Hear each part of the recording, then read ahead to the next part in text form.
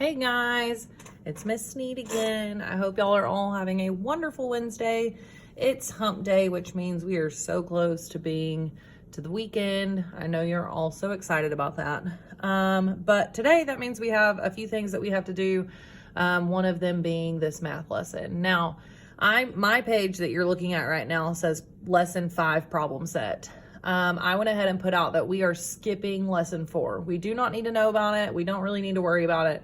So we're going to skip right on over it and keep on moving to lesson 5. We're just going to move on, keep going. So in lesson 5, we are going to talk about 3 different things. We're going to talk about, not really 3 different things. We're just going to talk about 3 different ways to write a number, especially a decimal number. So I hope by the end of this, you should have a pretty good idea of how to write your decimals 3 different ways. And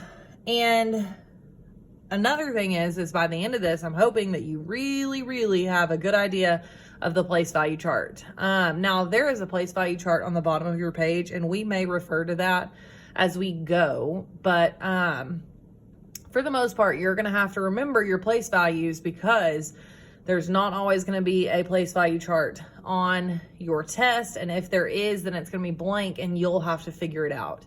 Now, we are going to go ahead and look up at the top box. And in that top box above that, it says express as decimal numerals. The first one is done for you. So letter A says 4 thousandths. And then over here, it has it written as the number. Okay, so according to our directions, it's given us the word form in A through E, and now it wants us to write it in the number form.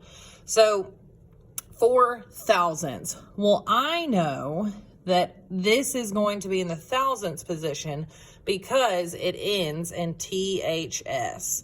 So that's going to be a huge key that helps me figure out what side of the decimal it's going to be on. So if it's tenths, hundredths, and thousandths, if it ends in the TH, it's going to be on the right side of the decimal.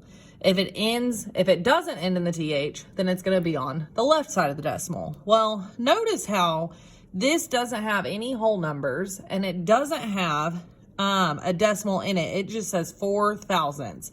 Well, that means that there's no whole numbers and the decimal is put there. And then we have to have placeholders, 2 zeros, because the number that we are given is 4 thousandths. So we know it's got to have at least 3 positions to be in the thousandths place.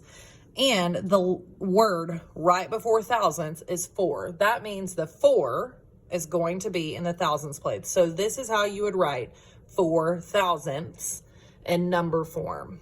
Okay, so let's look at letter B, 24 thousandths. Well, we need to figure out, is there a decimal? Does it say or show that there's decimal? No, but we're going to go ahead and assume we're going to put a decimal anyway, and we're going to see. Now, the last thing is going to show us our place value. The last word is, well, our place value says that it's going to be in the thousandths place. Well, remember, if we look down here at the place value chart, it's a decimal and then 1 spot, 2 spots, 3 spots. So up here, I'm going to draw those lines just to help me remember where I need to end. So I'm going to write 1 spot, which would be the tenths, 1 spot, which would be the hundredths, and 1 spot, which would be the thousandths. Okay, and I'm ending in the thousandths because that's where this word is ending, 24 thousandths. Now, I've gotten thousandths. This is my thousandths place. Now, I'm going to look at the word right before thousandths. That word is 4. Well, I know that 4 is going to be in the thousandths. It's right next to each other, 4 thousandths. So I'm going to come over here, and in the thousandths, I'm going to put a 4. Okay. Now, before the 4 is the word 20. We know that this word together is 24. So we know that the number 24 is written 2, 4. So we've gotten our 4. Now we just need to write our 2. Well, our 2 is going to be in the hundredths place. Now, I'm not finished because I've still got this blank and something's got to go there. I can't just leave just an open blank. Something needs to go there. But it can't be a 1 and it can't be any other number other than one of them because it would change the value of it. But so what's one number that would not change the value of it but keep as a placeholder? That number is going to be 0.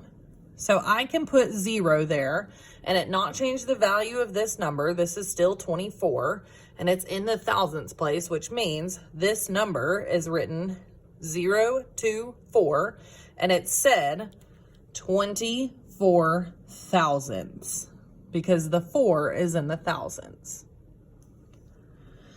Okay, letter C. 1 and 324 thousandths. Now, there is something different about C than there was about B and A. It's a big difference. It's this word right here, and. And is taking the place, and when it's in word form, and is taking the place for my decimal. Okay, so I always, anytime I read a number that's got the and in it like this, I'm going to really exaggerate that and just so that I know that is my decimal. That is where I go from a whole number to a decimal. Okay, so also where it says and, I know that that and is always going to be the decimal. So I'm going to draw a big dot over top of and. And that dot is going to be my decimal. That way I know that's where my decimal goes. So over here in this empty box, I'm going to go ahead and put my decimal because I know that there's one there because it says and.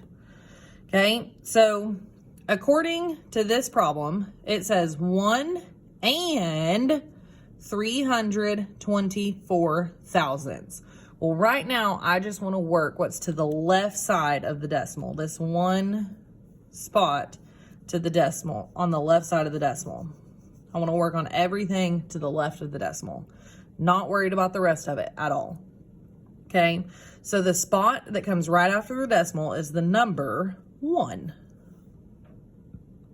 I know that this is the number 1. That is the whole number 1. It is in the ones position. Okay, so I have got 1 and now I have 324 thousandths. Well, I'm going to go ahead and write my blanks out again so that I can remember how many spots I need to fill in. Well, if I look down here at my place value chart, it goes tenths, hundredths, thousandths. So I need 1 spot, 2 spot, 3 spots. So I'm going to come back up here. I'm going to go 1, 2, 3. Tenths, hundredths, thousandths.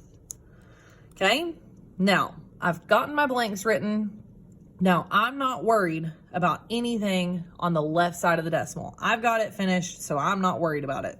So now I'm only looking at 324 thousandths. Okay, so if I look at the word thousandths, that's the place value we're ending in. And I'm going to look at the word right before it to tell me what number is in the thousandths. Well, if I look at that, it's telling me that the number 4 is in the thousandths. So I'm going to come up here to my blanks again, tenths, hundredths, thousandths, and I'm going to put my 4 in the thousandths place. Okay. Then I'm going to keep going backwards. That says 24. Well, just like up here, we know that 24 is written 2, 4. So I'm going to put a 2 in the tenths. I'm sorry, the hundredths place.